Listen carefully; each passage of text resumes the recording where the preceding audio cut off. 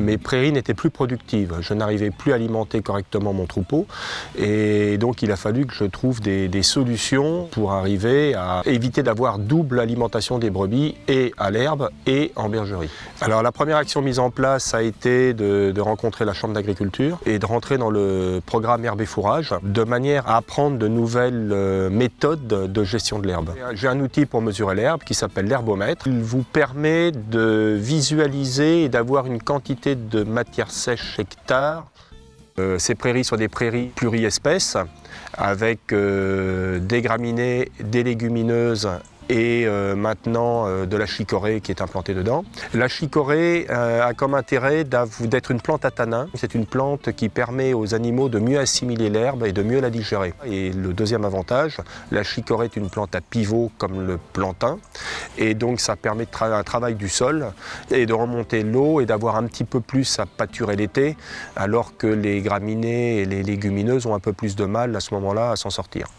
Après le semis, donc dans les 2 mois, le colza est pâturé par les brebis et ensuite la prairie prend le relais du colza qui a été détruit par les animaux et ça permet dès 2 mois après le semis avoir quelque chose à donner à manger aux animaux.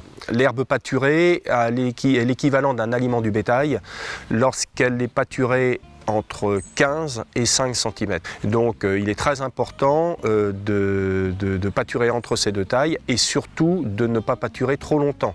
4 à 6 jours grand maximum en pâturage tournant et donc d'adapter les lots à la surface des parcelles ou de diviser la parcelle en fonction du lot que vous voulez mettre dedans. Autrefois nous donnions à peu près 400 grammes sur toute la première année de vie d'une agnelle, 400 grammes de mélange d'aliments du bétail avec du blé.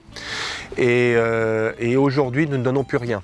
Les agnelles ont un développement superbe, une meilleure lactation. L'économie sur l'exploitation a été de 14 000 € par an dès la première année, avec un énorme gain sur l'aliment du bétail et sur l'engrais.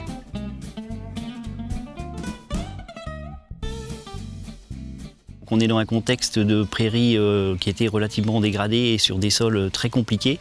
Et le fait d'appliquer la méthode donc herbe et fourrage avec les hauteurs d'herbe et puis la rénovation des prairies, ça a permis d'atteindre des niveaux de productivité qu'on peut retrouver dans d'autres zones du département qui sont beaucoup plus privilégiées, quoi.